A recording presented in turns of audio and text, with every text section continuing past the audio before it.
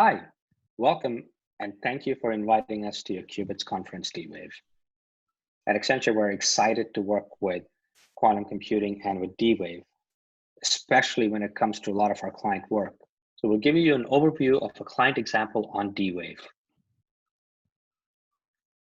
Before we get into some details about the actual client relevant use case that we'll walk through, let me quickly talk to you about how Accenture thinks that in the financial services industry, we can tap into so many different use cases. We've identified several different use cases relevant to the financial services industries, and these use cases and general descriptions may be considered as a starting point for research or to actually solving a business problem.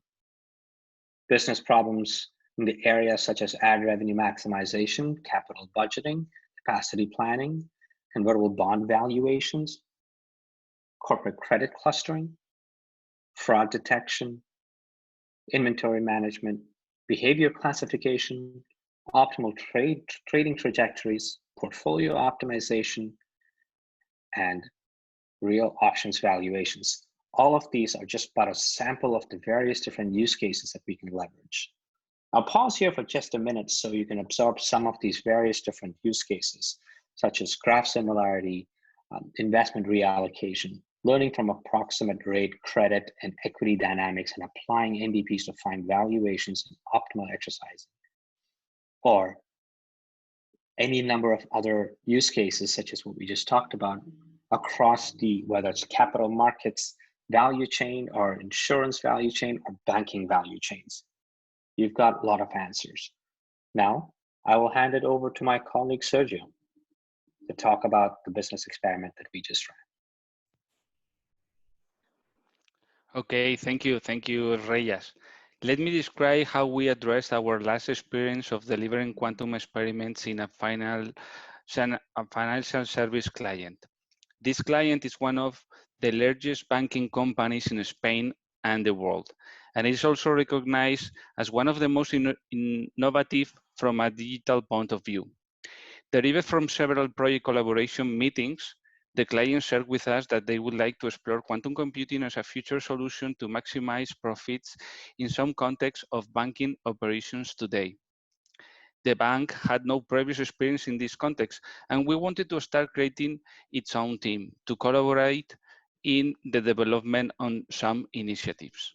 For that reason, and from that moment on, we launched Accenture's Quantum Business Experiment Approach, a comprehensive strategy for working with clients on quantum technology initiatives for the first time. This is a very robust program, and in this case, it was reduced to 2 phases: perform the experiment design and build the proof of concept. In the first phase, preliminary meetings were held to define the problem, which use cases were to be addressed, objectives, and expected results. It was agreed to carry out 3 proof of concepts on 3 use cases. The Accenture team offered 2 initial options. One, currency arbitrage. Accenture had previously developed the algorithm and executed in a simulator, and the goal was to execute it in a real quantum machine and improve it as much as possible. And 2, create scoring. Accenture has developed a version based on a gates approach, and the new goal at that moment was to develop the adiabatic algorithm and compare it with the gates ones from several perspectives. From the last use case, the bank wanted to focus on something related to training, and both teams worked together in building the case from the initial output. All this work carried out the use case for trading optimization. Other activities addressed in this first phase, perform the experiment design, were the establishment of the comparison criteria for the different results obtained in the several executions of the machines. Also, identify the best hardware available for the experiments, and the way was chosen due to the combinatorial optimization nature of the 3 problems, the great capabilities the machine offered, and also all the previous experience the team had with the machine. And last but not least, the requests for gathering of the test data and information on restriction or limitations for the quantum algorithm were started. In the second phase, build the proof of concept, the work began on the mathematical model to resolve the three cases sequentially. The instantiation of the use case using quantum development tools were created, and the test cases were run on the D-Wave machines. From that moment on, the common goal of the bank and Accenture was to address different improvement strategies on the algorithms developed through simplifications, adaptations, and the use of various data sets. Many insights were obtained from these activities, which my colleagues Alberto and Alejandro will explain later on. The project provided a great experience to all teams from Accenture, the client, and also from D-Wave. The goals were met, very interesting results were generated, the algorithms were executed according to different benchmarks, and even an interface was set up for the visualization. And now, let me leave the stage to Alberto, who will present the first use case developed. Perfect. Thank you very much, Sergio. As Sergio just explained, I'm going to explain the three proof of concepts in more detail that we have done for the financial bank. Okay. And I'm going to try to, for every proof of concept, keep two perspectives. The first one is the business perspective, and the second one is the quantum perspective, how we model the problem to model it into the quantum hardware. Well, the first proof of concept that we developed, the first financial use case we have is currency arbitrage. As you probably know, this business use case from the business perspective is to obtain as much benefit as possible exchanging currencies. Okay, here, but from the business perspective, we need to highlight two facts. The first one is that there are very few opportunities to make this problem. Is to say, you cannot perform the algorithm whenever you want. You just have few moments at the day where you can perform the algorithm. And the second key fact from the business perspective is that the execution window is very small. We are speaking around milliseconds. That is the time the algorithm has to perform the analysis to obtain the way how the investor needs to exchange the currency to obtain as much benefits as possible. Okay, then the quantum perspective is how we have modeled the problem. Well, if we can pass to the next slide, please. The problem, how we have modeled into a Kubo formulation is within a graph. Okay. Next slide, please. Because, okay, thank you, where the nodes of this graph are the different currencies what we have, and the link between them are the changes that we want to reproduce. So this is a typical model to implement into a quantum adiabatic hardware. So here the quantum hardware can know what is the most efficient way to obtain as much benefits as possible. Then, if we go to the second proof of concept that we have delivered, is the credit scoring business case. Well, from the business perspective, the credit scoring is, the goal is to reduce the data set we have. For example, if we want to get an analog for the classical situation, for a classical algorithm, sorry, we can say the PCA, the principal component analysis algorithm. Because their goal is to decrease the variables of the data set. Okay, and how have we done this? So the quantum perspective is that we also have modeled this business use case into a Kubo formulation, where into this Kubo formulation we have two terms. One of these terms is the inference term. The inference term gives us the information of what kind of variables cannot be neglected in the data set to remain the information as it is. And the other term is the dependency term, where it gives you what variables can be neglected from the data set as they are correlated to the other variables. Okay, both terms are parameterized, are defined by a parameter. So we can know how much we want to, how many variables we want to retained in the data set. And finally, the third proof of concept that we have delivered to our client, I'm sure that you will probably well known, even better than me, and is the training optimization or portfolio optimization. Well, as I said, you probably well know better than me. From the business perspective, it's easy to explain. Is that we have n assets, and what we want to know is how much money I need to invest into these assets in what specific time to obtain, to maximize the profits. The same one, to obtain as much benefits as possible, taking into account the risk that the investor wants to put into the assets, okay, into the investment. So, but how have we modeled that into the quantum perspective? Well, into the quantum perspective, the first thing that we need to keep in mind is that we need to discretize everything. We need to discretize all the variables. What does it mean? That we need to discretize the amount of investment, is to say the quantum algorithm will not give us the amount of investments with a very high precision, okay? The second one is that we also need to discretize the periods of times, okay? And the third one that is already discretized is the number of assets. So once we have all the variables discretized, then we can make the Kubo formulation. And how have we made that Kubo formulation? So in that case, we have made into three terms. The first term is the benefits term, is to say how much money I'm going to earn for this investment. The second term is the risk term, is that how much risk wants the investor put into the investment, is to say how much money, to say in a one matter, the investor is able to lose from the investment, okay?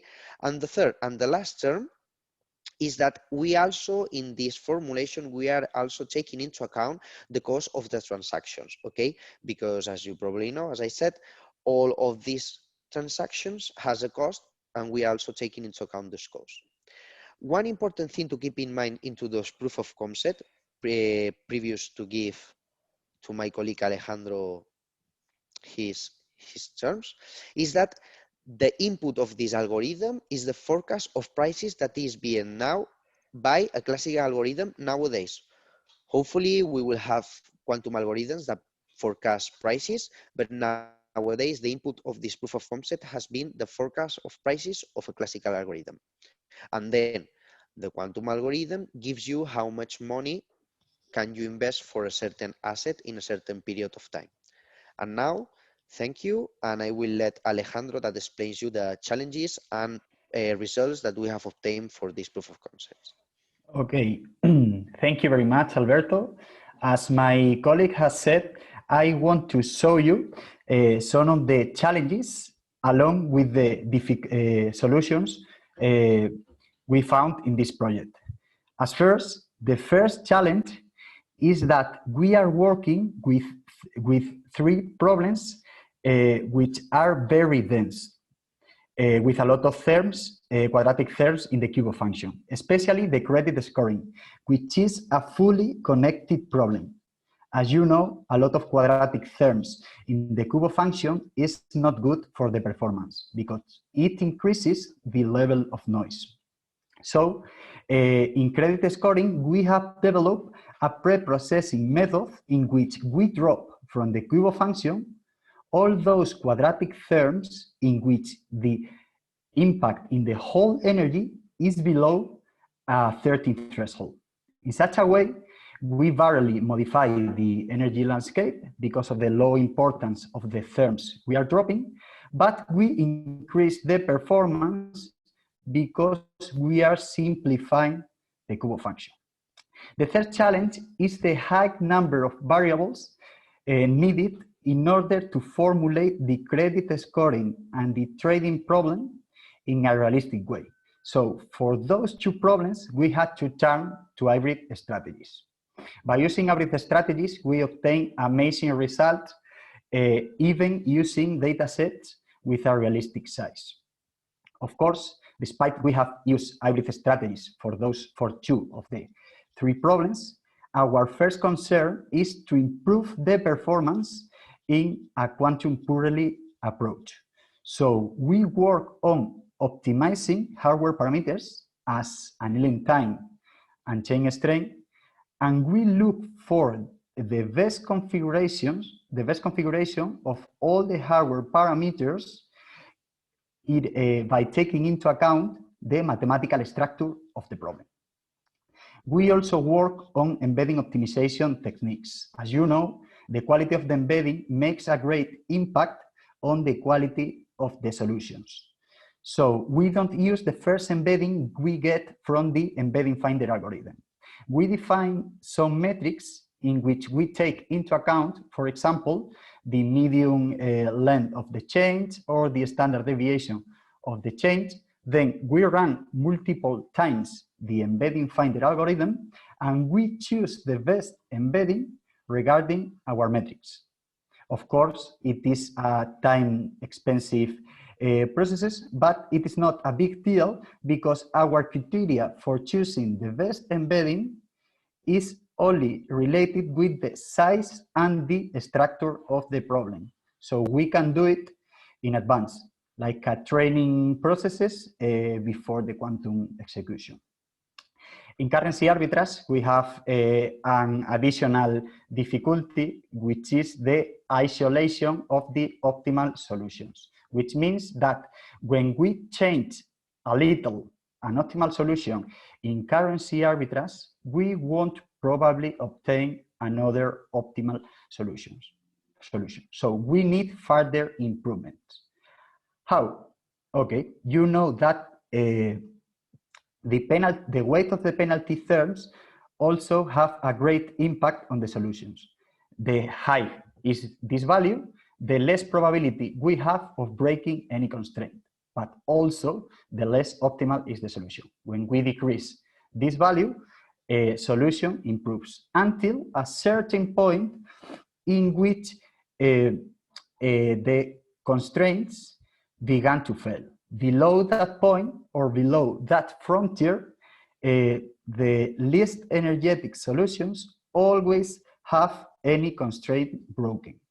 So we have developed a post-processing method which allows to decrease further the weight of the penalty terms without breaking any constraint. The last challenge is related with the low latency required for the currency arbitrage. As my colleague Alberto has said, the window opportunity in currency arbitrage is very, very small. And time necessary for the signal to travel from the bank to the quantum computer is almost bigger than the window opportunity. So in case of industrialization, either the algorithm must be deployed nearer to the quantum computer or the quantum computer must be acquired. Now, I want to show you some of the outcomes of the project. As I have said multiple times, the key point in currency arbitrage is the time execution, and we realize that the time execution is related with the number of reads. The more number of reads, the more execution time. At the beginning of the project, we need more or less 8,000 reads in order to find optimal arbitrage opportunities. We decrease drastically this necessary number of reads, and by doing this, we decrease the execution time from more than 2 seconds to 80 milliseconds, which I think is a great improvement. Okay, in case of credit scoring, how can we measure the quality of the solutions? Remember that the credit scoring is a feature selection algorithm.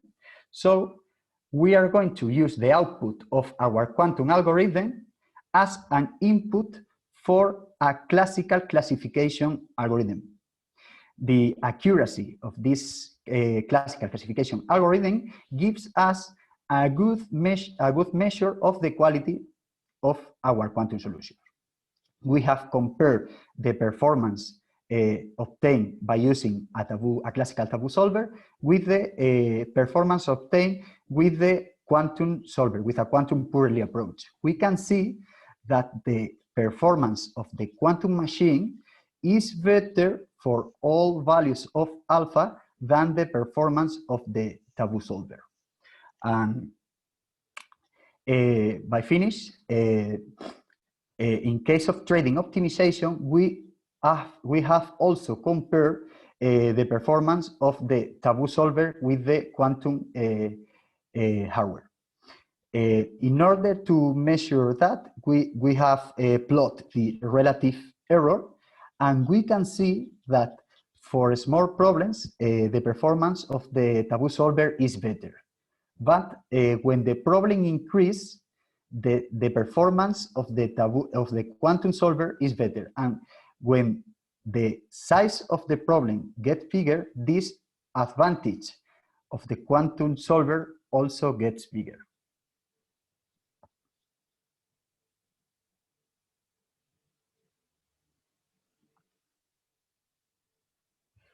So thank you very much. Thank you, everybody, for taking the time to hearing us out on the wonderful 3 use cases that this great team in Iberia, Madrid has delivered for our client. We're excited to be here, and thank you again for your time.